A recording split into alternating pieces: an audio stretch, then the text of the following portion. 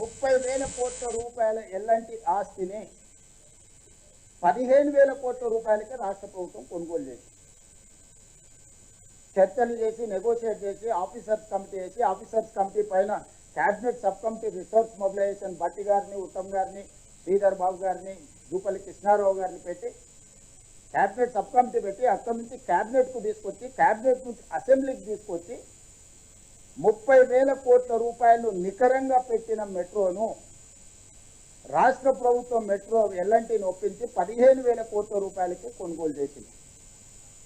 ఈరోజు మేము విస్తరించాలనుకుంటున్న మెట్రో హైదరాబాద్లో పర్ కిలోమీటర్ మీ రోజు కొత్తగా కట్టాలనుకుంటే కూడా 350 కోట్ల రూపాయలు అవుతుంది.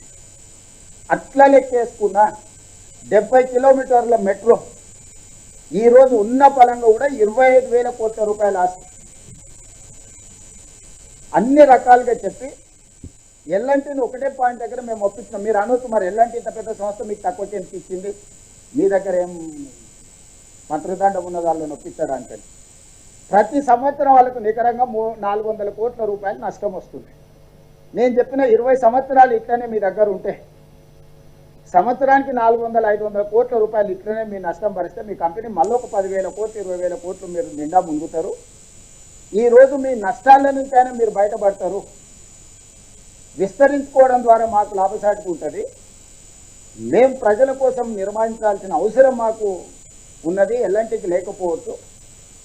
మీకు రుణ విముక్తులు అవుతారు. 13,600 కోట్లు బ్యాంకులలో వాళ్ళకి అప్పు ఉంది. దీని మీద ఆ అప్పు మీరు ఇమ్మీడియట్గా రుణ విముక్తి అయిపోతుంది. మీరు ప్రతి సంవత్సరం 400-500 కోట్ల రూపాయల నష్టం కూడా మీకు తగ్గుద్ది.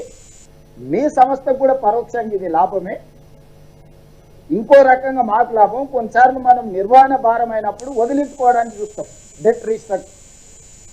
ఈ 13,600 కోట్ల రూపాయలు వాళ్ళు 8.25% ద్వారా బ్యాంకులలో అప్పులు తెచ్చుకున్నారు. ఎల్ఎన్టీ వాళ్ళు మొత్తం 15,000 కోట్లలో 1,400 కోట్ల రూపాయలు ఈక్విటీ, 13,600 కోట్ల రూపాయలు బ్యాంకులలో రుణాలు. ఈ ప్రతి ట్రాన్సాక్షన్లో ప్రతి స్టేజ్లో ఖట్టర్ గారికి, పట్టణాభివృద్ధి శాఖ మంత్రికి, రైల్వే శాఖ మినిస్టర్కి, ఫైనాన్స్ మినిస్టర్కి నేను పర్సనల్గా వెళ్ళి బ్రీఫ్ చేయడమే కాకుండా ఎవ్రీ ట్రాన్సాక్షన్స్లో గవర్నమెంట్ ఆఫ్ ఇండియా అధికారులు ఇందులో భాగస్వామి.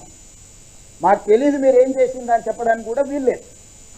వీళ్ళతో ఒప్పందం అయిన తర్వాత మేము సంస్థలను సంప్రదించినాం అప్పులు తెచ్చుకోవడానికి. ఆ లోన్ బదిలీ సేమ్ 8.25% రేట్ ఆఫ్ ఇంట్రెస్ట్ తగిన మేము అప్పులు తెచ్చుకుంటే రాష్ట్ర ప్రభుత్వానికి కూడా సేమ్ ఇదే 500 కోట్ల రూపాయల నష్టం ఉంటుంది. నేను గతంలో కేసీఆర్ గారు 11%, 11.5%కి పిఎఫ్సి, ఆర్ఈసి ద్వారా రేట్ ఆఫ్ ఇంట్రెస్ట్లు అప్పులు చేస్తే డెట్ రీస్ట్రక్చర్ మీద 7.25%కి నేను తగ్గించుకున్నాను. దాంతో నాకు కొంత వెసులుబాటు నష్టాలలో వచ్చింది. ఆ అనుభవంతో మా అధికారులందరినీ మాట్లాడి మనం డెట్ రీస్ట్రక్చర్ చేసుకుందాము. ఈ మెట్రో లోన్ని అతి తక్కువ రేట్ ఆఫ్ ఇంట్రెస్ట్లో ఎక్కడ దొరుకుతుందో మనం అక్కడ అప్పు తెచ్చుకొని ఈ అప్పును వాళ్ళు ఉన్న అప్పును మనం బ్యాంకులో తెచ్చుకొని ఇది అటు బదిలీ చేస్తే మనకు సులువుగా ఇది లాభసాటి వ్యాపారంగా మారుతుందని అంటే రకరకాల సంస్థల్ని సంప్రదించినాం. ఇండియన్ గవర్నమెంట్లోనే సంస్థ ఉంది, Indian railway finance corporation, government of India PSC. ఈరోజు వాళ్ళు దేశంలో 5 లక్షల కోట్ల రూపాయలు రుణాలు ఇస్తున్నారు.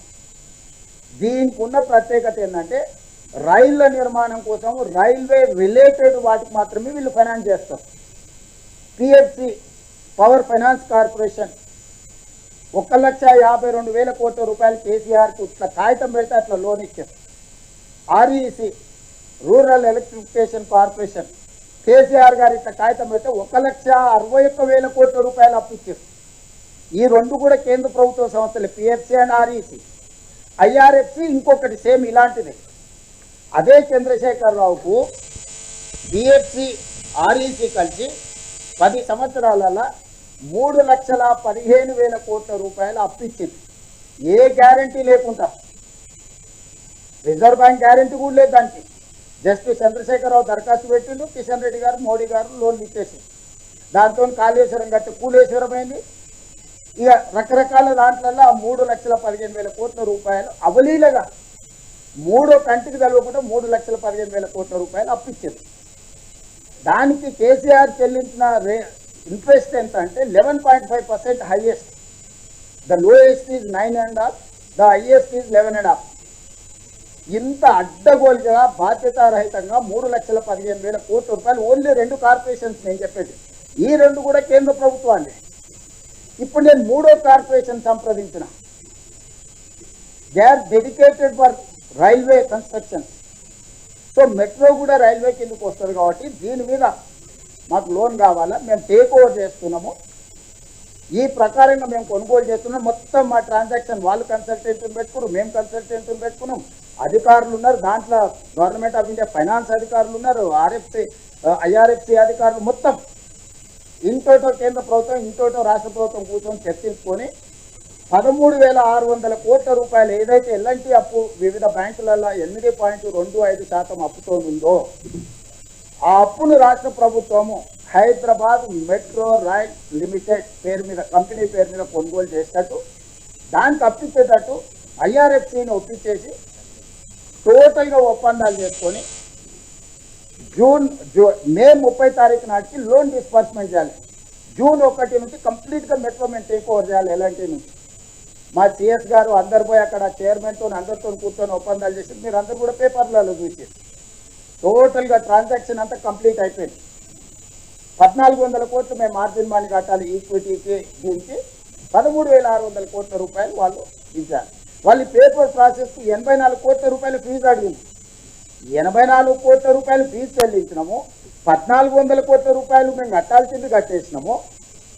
కరెక్ట్ ఈ టైంలో కిషన్ రెడ్డి వెళ్ళి 20 తారీఖు నాడు అసలు కథ ఇక్కడ మొదలైంది. ట్రాన్సాక్షన్ అంతా ఎవరికి ఇది లేకుండా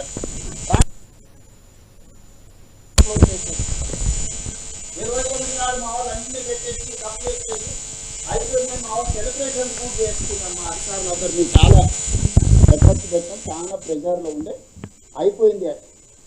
ఇక్కడ మీడియా మిత్రులారు మీరు ఆలోచన ఏ రేట్ ఆఫ్ ఇంట్రెస్ట్ తెచ్చినా అనుకుంటుంది 13,600 కోట్లు 4% తీసుకొచ్చింది.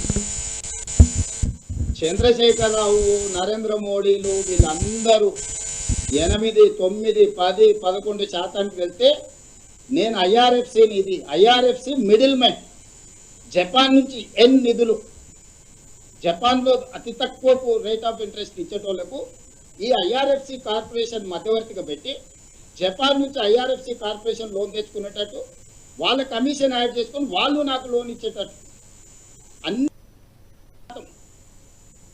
20 సంవత్సరాల సమయానికి 4% రేట్ ఆఫ్ ఇంట్రెస్ట్లో నేను 13,600 కోట్ల రూపాయలు అప్పు తెచ్చుకొని ట్రాన్సాక్షన్ అంతా క్లోజ్ చేసిన.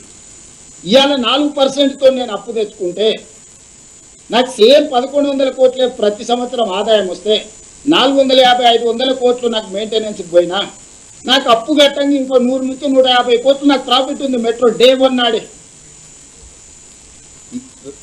జూన్ 1 నాడు నేను హ్యాండ్ ఓవర్ చేసుకుంటే వాళ్ళు అప్పు చెల్లించి సంవత్సరం తిరిగే లోపల ఇదే metro as it is where it is కండిషన్లో నాకు 150 కోట్ల రూపాయల లాభం ఉంది. నా భవిష్యత్ విస్తరణ కూడా నిర్మించుకోవడం ఈజీ అవుతుంది. ఇది ప్రాఫిట్ మేకింగ్ బిజినెస్. సంవత్సరానికి 400-500 కోట్ల లాస్ మేకింగ్ బిజినెస్ నుంచి బ్యాంకులలో అప్పులు రేట్ ఆఫ్ ఇంట్రెస్ట్ తగ్గించుకుంటే ప్రాఫిట్ మేకింగ్ బిజినెస్గా మారింది. కిషన్ రెడ్డి గారు మే 20 తారీఖు నాడు కట్టర్ని, 21 నాడు అశ్విని వైష్ణవ్ని కలిసి ఇంత సులువుగా మీరు రేవంత్ రెడ్డి వస్తే పనులు చేస్తే తెలంగాణ రాష్ట్రంలో బీజేపీ ఉండాలన్నా మూసేయాలన్నా ఈ తెరకాసు పెట్టుతో ఇప్పుడు లోన్ డిస్బర్స్ చేయకుండా పీడముడు వేసుకొని కూర్చుంది కేంద్ర ప్రభుత్వం. అందుకు ఇన్ని రోజుల నుంచి కిషన్ రెడ్డి వెనకాల పడుతున్నాను. ఇది transaction between IRFC and state government of ఇండియాలో ఉండే, స్టేట్ గవర్నమెంట్ ఆఫ్ తెలంగాణలో ఉండే హైదరాబాద్ మెట్రో రైల్ లిమిటెడ్ మధ్యలో. ఇది కంప్లీట్ కార్పొరేట్ బిజినెస్ స్ట్రక్చర్. ప్రతి ఒప్పందం ఉంది. చివరి రోజు ఈరోజు నిధులు రిలీజ్ కావాలి. ఈ రోజు నిధులు కిషన్ రెడ్డి విడుదల చేస్తాడా చేయించాడా 13,600 కోట్ల రూపాయలు. నేను సూటిగా కిషన్ రెడ్డిని అడుగుతున్నా, అయ్యా ఈ మొత్తం వ్యవహారంలో కాంగ్రెస్ పార్టీకి కానీ లేకపోతే ఇంకొకరికి కానీ ఎవ్వరొక్క రూపాయి తీసుకుపోయేది కాదు. ఉన్న లోను యాస్టీస్గా ఎల్ఎన్టీకి డబ్బులు పోతాయి. 1400 కోట్ల రూపాయలు ఈక్విటీ పోతాయి. 13,600 కోట్ల రూపాయలు లోన్ ఎల్ఎన్టీ నుంచి మన హైదరాబాద్ మెట్రో రైల్ లిమిటెడ్కు బదిలీ అవుతాయి. 8.5% రేట్ ఆఫ్ ఇంట్రెస్ట్ కట్టే బదులు 4% రేట్ ఆఫ్ ఇంట్రెస్ట్ కట్టే Hyderabad metro rail limited profit making business company కింద వస్తుంది.